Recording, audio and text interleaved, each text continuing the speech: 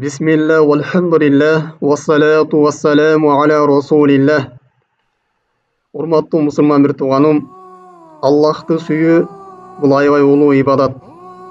Инсандын күнөөлөрүн кечирилип өтүүсүнө, күнөөлөрдөн тазаланууга жана Аллах Тааланын сүйүүсүн алып келүүчү кыямат күнүндө пайгамбарлар менен, сахабалар менен, шахидтер менен, сыдыктар менен биргеликте түгөлүктүү бейиште рахат алууга себепкер болуучу улуу ибадат болуп эсептелинет.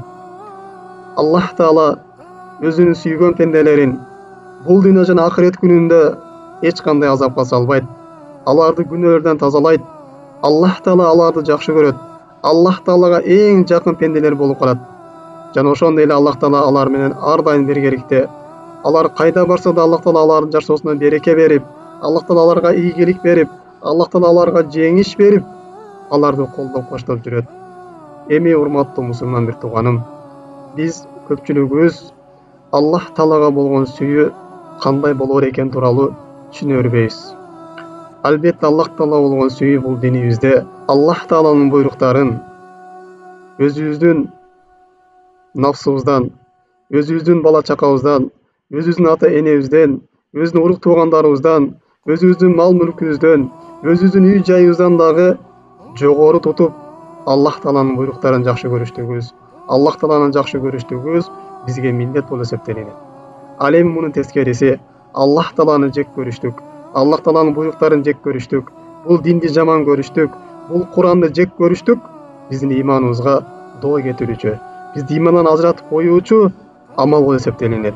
Аллах Таала Куран Каримде бул тууралуу бизге баяндап: "Кул ин кана абаукум", эгерде силердин атаңар, ва абинаукум, силердин бала чакаңар, ва ихванукум азважукум аширатукум, силердин агайниңер, жубайыңар, тууган уруңар, ва малмактарафтумуха, жана силердин тапкан мал мүлкүңөр, ва тижаратун тахшауна касадаха, жана силер жүрүшпөй калыштан коркуп жаткан соодаңар, ва масакина тардаунаха, жана силер ыраазы болуп жашаган үй жайыңар, ахаббин илайкум миналлахи ва расулихи ва джихадин фи сабилихи, ва тараббасу хатта яати Аллаху би амрихи, силерге Аллах Тааладан, анын пайгамбарынан жана Аллахтын жолуна жихад кылуудан дагы сүйүктүүрөөк болуп кала турган болсо, анда Аллах Тааладан силерге каттуу бир азап келүүсүн күтөрүлө дейт.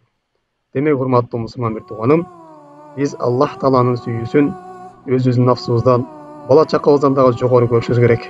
Аллах Тааланын динин, анын буйруктарын өзүбүздүн кызыкчылыгыбыздан дагы жогору коюшубуз керек. Эгерде Аллах Тааланын буйругу биздин нафсыбызга жакпай кала турган болсо, биз Аллах Тааланын буйругун жогору тутуштугубуз, мына ошол нерсени жакшы көрүп аткарыштыгыбыз бизге милдет болуп эсептелинет. Ал эми мунун тескериси, аны жек көрүштүк биздин ыйманыбызга доо кетирет.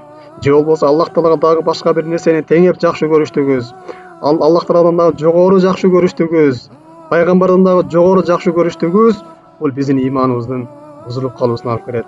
Аллах Таала Куран Каримде бул тууралуу мындай дейт: "Залика би аннахум кариху ма анзалаллах ва хабата амалахум". Алар Аллах Таала түшүргөн бул динди жек көргөндүгү үчүн биз алардын жасаган амалдарын баарын күйгүзүп жибердик. Аларга кыямат күнү эч кандай сооп болбойт, аларга жалаң гана азап болот дейт.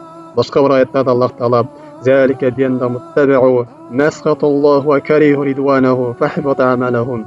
Алар Аллах Таалага жакпаган иштерди ээрчишти дейт. Мына ошол нерсени жакшы көрүштү, ага ыраазы болушту. Ал эми Аллах Таалага жаккан иштерди алар жек көрүштү. Мына ошол себеп биз алардын жасаган амалдарын күйгүзүп жок кылып жибердик дейт. Демек, урматтуу мусулман бир тууганым, биз Аллах Тааланын динин, анын пайгамбарын, ал экөөнүн буйруктарын өзүбүздүн кызыкчылыгыбыздан дагы жогору коюшубуз керек. Эгерде Аллах Тааланын буйруктарын, пайгамбардын сүйүүсүн өзүбүздүн жакшы көргөн нерседен жогору кое албай аткан болсок, анда биздин ыйманыбызда кемчилик бар. Сөзсүз түрдө биз аны бир карап чыгышыбыз керек. Эми, урматтуу мусулман бир тууганым, биз көпчүлүгүбүз Аллах Тааланы жакшы көрөм деп айтабыз. Бирок Аллах Тааланы жакшы көрүүнүн, анын динин жакшы көрүүнүн өзүнүн аламат белгилери бар. Аллах Таала бул тууралуу Куран Каримде төмөндөчө баяндайт: "Кул ин кунтум тухиббуналлаха фаттабиуни юхиббукумуллаху ва ягфиру лакум зунубакум". Айткының Мухаммад, эгерде алар Аллах Тааланы жакшы көрөм деп айта турган болсо, ошо Аллах Тааланы жакшы көрөм деп айткан сөздөрү чын боло турган болсо, анда ал сага ээрчисин дейт. Пайгамбарга ээрчисин, мына ошондо Аллах Таала силерди жакшы көрөт жана силердин күнөөңөрдү кечирет. Валлаху гафурур рахим. Аллах Таала кечиримдүү жана ырайымдуу болгон зат дейт. Биз Аллах Таала бизди жакшы көрүүсүн каалай турган болсок, биз Аллах Тааланы жакшы көрөм деп айткан сөзүбүз чын боло турган болсо, анда биз пайгамбарга ээрчишибиз керек. Анда биз намаздарыбызга бекем болушубуз керек. Өзүңдү пайгамбардын буйруктарына салып көр. Өзүңдү Куранга салып көр. Канчалык деңгээлде пайгамбарга ээрчип амал кылып атасың? Канчалык деңгээлде Куранды жакшы көрүп окуп атасың? Канчалык деңгээлде Куранга амал кылып атасың? Мына ошол нерсеге өзүңдү салыштырып көр. Анткени Аллах Таалага болгон сүйүү бул жүрөккө эгилген бир дарак сыяктуу болот. Анын мөмөлөрү бул инсандын сырткы мүчөлөрүндө көрүнүшү керек. Аллах Таалага ибадат кылуу менен, намаз окуу менен, Куран жаттоо менен, зекет берүү менен, садака кылуу менен, адамдарды жакшылыкка буйруп жамандыктан кайтаруу менен сөзсүз түрдө бул инсандын сырткы мүчөлөрүндө көрүнүп турат. Ал эми кайсы бир пенде Аллах Тааланы жакшы көрөм деп туруп, бирок сырткы дене мүчөлөрүндө мунун мөмөсү көрүнбөй аткан болсо, намаз окуй аткан болсо, даават кылбай аткан болсо, Куранды жакшы көрбөй аткан болсо, бул динге жардам бербей аткан болсо, өзүнүн мал дүйнөсүн Аллах Тааланын буйруктарынан дагы жогору тутуп жакшы көрүп аткан болсо, ошо Аллах жолунда зекет бер деген кезде мал дүйнөсү өзүнүн жакшы көрүнүп кетип зекет бербей аткан болсо, ошо бала чакаңды медресеге барып талим алдыр, ислам динин үйрөт, мечитке барып намазга жыгыт деген учурда ал ошо үйдөгү иштери жакшы көрүнүп кетип, ошол баласын мечитке жөнөтпөй аткан болсо, намазга бекем кылбай аткан болсо, анда бунун Аллах Таала болгон сүйүүсү жүрөгүндө өтө алсыз экен. Биз Аллах Тааланын азабы келип калышынан этият болуп сактанышыбыз керек. Дагы урматтуу мусулман бир тууганым, бул Аллах Таалага болгон сүйүүнүн аламат белгилеринен Аллах Таала жакшы көргөн нерсени жакшы көрүштүк, Куранды сүйүштүк, динди жакшы көрүштүк. Бул диндеги кандай амалдар боло турган болсо, ошону жакшы көрүштүк жана динди кармануучу адамдарды жакшы көрүштүк. Бул Аллах Таалага болгон сүйүүнүн бир аламат белгилеринен. Ал эми мунун тескериси, Аллах Таала жек көргөн нерселерди жакшы көрүп калыштык. Аллах Таала жакпаган иштерди аткарып жакшы көрүп аткарыштык. Бул динге душманчылык кылыштык. Бул Куранга каршы чыгыштык.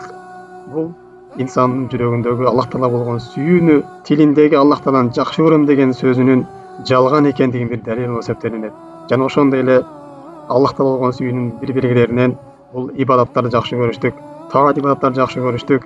Эгерде күнөөгө баткан кезде мына ошол нерсеге өкүнүп кайгырыштык, бул Аллах Таала болгон сүйүүнүн аламаты болуп эсептелинет. Жана ошондой эле башка мусулмандарды жакшы көрүштүк. Өзүңүздүн нафсыңызга каалаган нерсени башка мусулмандарга да каалаштыгыңыз, мына ушул чыныгы Аллах Таала болгон сүйүүнүн аламат белгилери болуп эсептелинет. Мына ушул урматтуу мусулман тууганым, бүгүнкү сабакты жыйынтыктайбыз.